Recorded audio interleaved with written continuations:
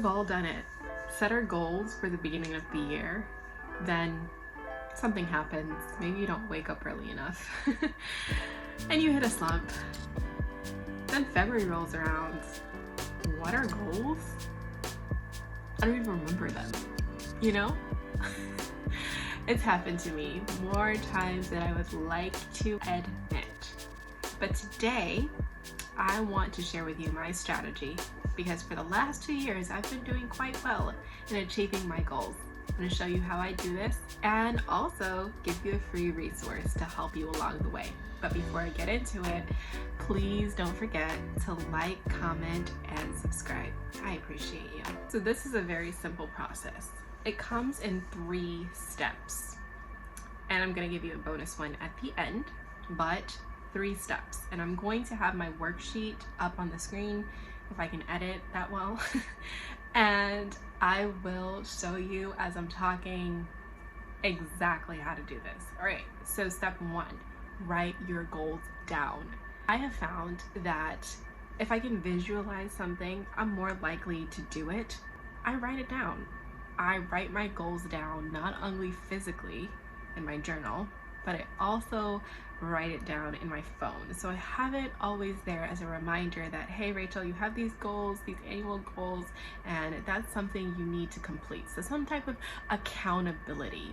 Also, you can tell someone about these goals if they're not private. If you have a partner, this is a good way to utilize them. I just have those 2 methods on really keeping those goals and keeping me accountable. All right, so step 2 is write down a projected completion date for each of your goals.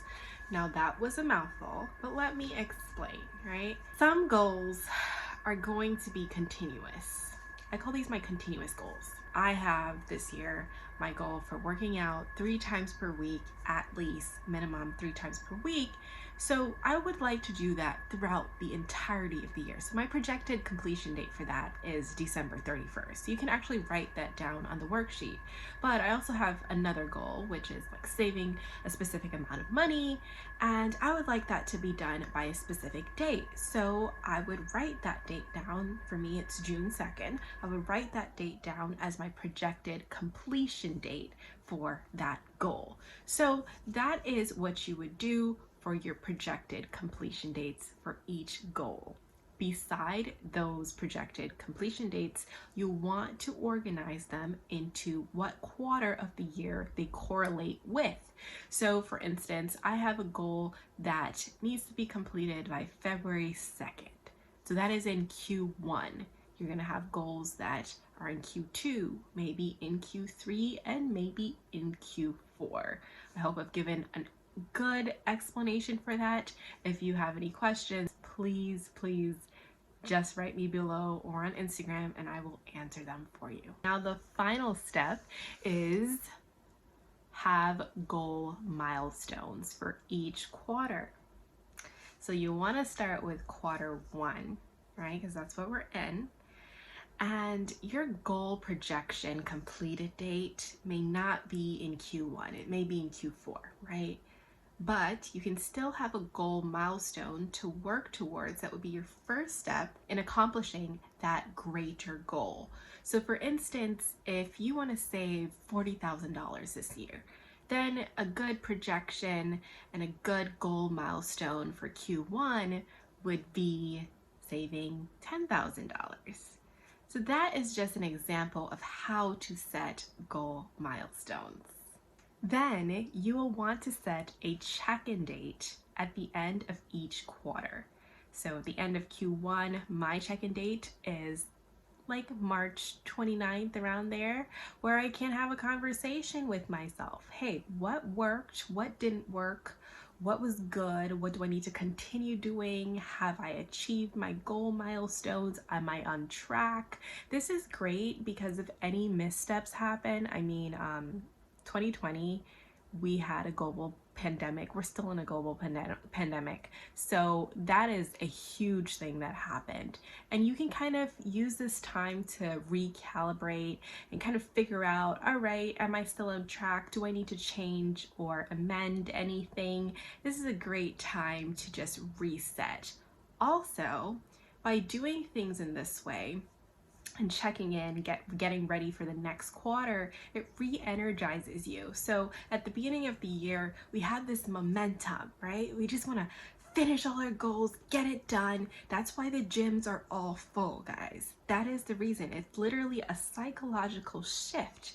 So we need to preserve that energy throughout the year. So what we need to do is basically every single time we have that conversation with ourselves, we have that check-in during Q1 to prepare for Q2, we are resetting our energy to get ready for Q2 and re-energize ourselves, energize everybody to accomplish our goal milestones for Q2 and stay on track. All right, so I told you guys I would have an extra step for you.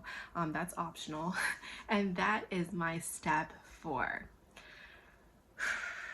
I'm a planner by nature, it's just in my DNA. It's what I do. So I actually have a planner in my phone that I will plan my days out hour by hour. Now this probably wasn't meant for everyone. It's only meant for people like me who are very specific in how they like to structure their days.